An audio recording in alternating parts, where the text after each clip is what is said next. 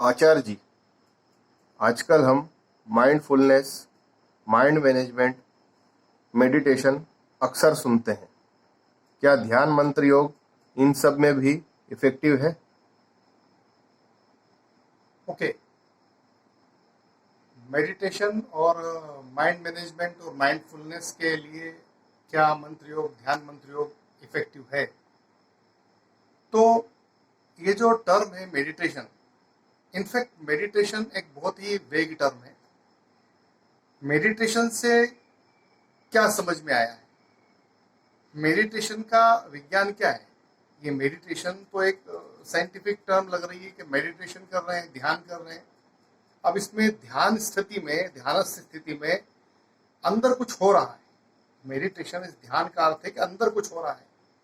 अंदर क्या रासायनिक परिवर्तन हो रहे हैं, अंदर क्या अनुभूति हो रही है, ब्रेन में कुछ हार्मोनल या केमिकल ऐसे सीक्रेशंस हो रहे हैं, ब्रेन वेव्स में कहीं कोई परिवर्तन हो रहा है, जिसका मन से यानी एक्टिव माइंड से क्या अनुभूति का आदान प्रदान हो रहा है।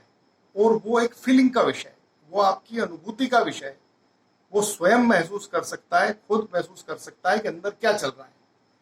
तो मेडिटेशन, माइंडफुलनेस, इस सब में क्या करते हैं लोग, इसमें करना क्या होता है? तो बेसिकली मेडिटेशन का जो साइंस है उसके हिसाब से, वैदिक विज्ञान के हिसाब से, तो आपको अंतर मन को, मतलब यानी एक्टिव माइंड या ब्रेन, मस्तिष्क जिसको हम कहते हैं, मस्तिष्क के अंदर जो उपस्थित न्यूरॉन्स हैं उनको वो पॉजिटिव स्पंदन, वो वाइब्रेशंस वहां जब तक रजिस्टर्ड नहीं होंगे किसी भी प्रोसेस से, रजिस्टर्ड हो जाने के बाद माइंड में कैसा लगता है, माइंड की जो डिफरेंट वेव्स है उनकी रीडिंग्स क्या कहती हैं कि वो अल्फा, थीटा, गामा या बीटा या क्या एसिमिलेशन हो गया है, कितनी वो एक्टिव हो गई है, वो तो रीडिंग बाद की है।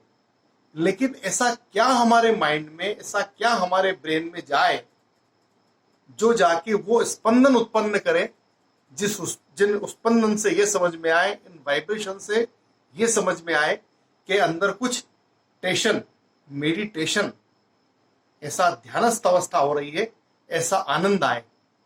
इस पे बहुत काम हो रहा है। लेकिन यदि सिर्फ बिना किसी मंत्र के, बिना किसी वाइब्रेशंस के ऐसे बैठ जाना ध्यानस्थ अवस्था में कि हम मेडिटेशन कर रहे हैं, वो संभव नहीं हो पाता है। उसके लिए एक सर्टेन मंत्र होना अत्यंत आवश्यक है। Thank you very much.